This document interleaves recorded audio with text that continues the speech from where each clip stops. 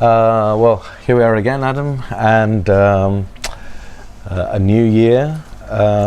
Your most exciting product last year was hazelnuts, I think. Yeah. And we had certainly a very sharp price increase at the time of the new crop, promoted by a freeze in the time of the blossom. Where are we now? The price had got to a point where eye-wateringly high. Yeah, I think last time we were talking about the price potentially coming off after New Year. From what we've seen so far, that doesn't look like it's now going to happen. It looks like the crop's not going to be particularly large again this year. The sort of chat I've heard so far is that anything over 500,000 tonnes will probably see a decrease in the price. Okay. But at the moment it doesn't look like it's going to reach that mark, and it looks like we may even sell out of the current crop before any of the new crop comes in. Oh, if they sell this out at this price, they're not going to reduce prices for next year. They'll be made. I mean, it's an interesting market because it consists of many small farmers. All of whom are probably being more supported by their children than their crop. So this kind of possibility where there's almost a complete dislocation of supply and demand can happen in that kind of market. So that's just heading upwards, is it still? Yeah, at the moment it's been stable for the last month and a half. The only kind of changes have been to do with currency changes, with the dollar strengthening at the moment. Okay, prices come up a bit. That's just after New Year. Okay, so in terms of dollars, because the dollar's worth more, they get the same number of liras. In Turkish lira terms, it's pretty stable, yeah. Okay, one of your products that you handle now is macadamia.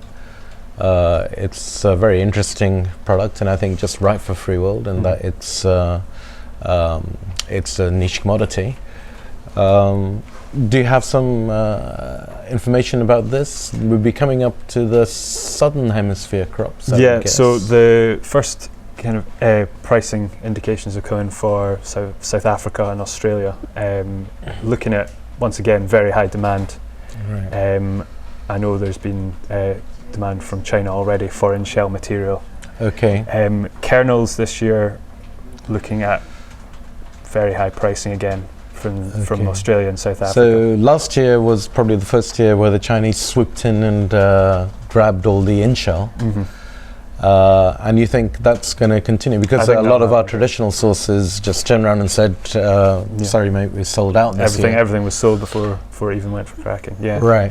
There are now routes that the Australian and South African material goes to China for cracking and then is sold as kernels after it has been cracked. Right. That looks like potentially the future for the market. Okay, so China's going to become the processing center. Yeah. That's interesting because there are some new origins. They're talking about a lot more macadamia in Vietnam, for instance. But Brazil seems to be one that's producing, seems to have larger figures for this year's crop. Right. But any extra production is just disappearing into demand. Strong demand. Is just far outweighs supply. Okay. Your other niche commodity nut is pecans, but not so much going on there. No, the market stayed pretty stable this year. New crop will just be shipping at the moment. First the new crop. Right.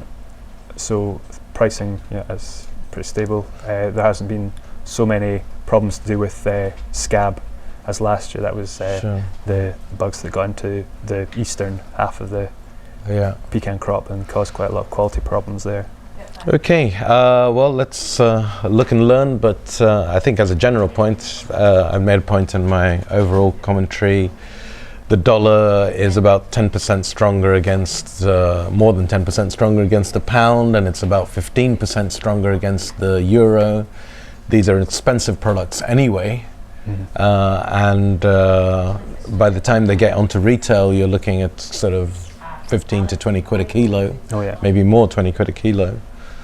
So be careful because at some point demand will just die. Yeah. Okay. Perfect. Right.